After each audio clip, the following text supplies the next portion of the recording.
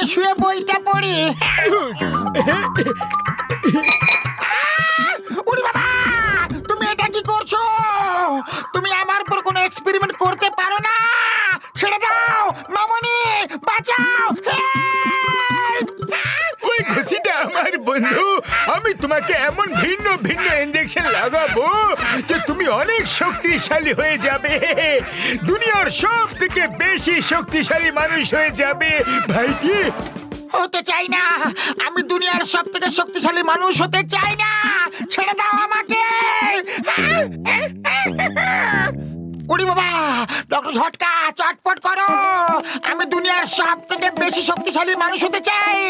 অন্য কেউ আসার আগে আমাকে ইনজেকশন লাগিয়ে দাও।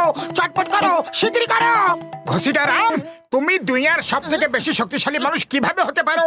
এসব হচ্ছেটা কি? হ্যাঁ, ওরে বাবা, ডক্টর ঝটকা শিগগিরই ইনজেকশন লাগাও, নাহলে মোটু আমাকে টেবিল থেকে সরিয়ে নিজে শুয়ে পড়বে। শিগগিরই লাগাও ইনজেকশন। আরে বড়দা থেমে যাও। আরে বলো তো আগে কি হয়েছে? এসব কি হচ্ছেটা কি? আমি টেবিল থেকে নামবো না। শিগগিরই ইনজেকশন লাগাও। মোটু আমার ভাই, আমার বন্ধু, এই বিভিন্ন রোগের ইনজেকশন দেখতে পারছো তো? এগুলো যার শরীরে ফুটিয়ে দেব, ও দুনিয়ার সব থেকে শক্তিশালী মানুষে পরিণত হয়ে যাবে। হ্যাঁ বড়দা, আমাকে শক্তিশালী মানুষ বানিয়ে দাও। হ্যাঁ, না না, আমি ইনজেকশন লাগাবো। আমি এই টেবিল থেকে নামবো না। আরে দেখি কিভাবে না নামো।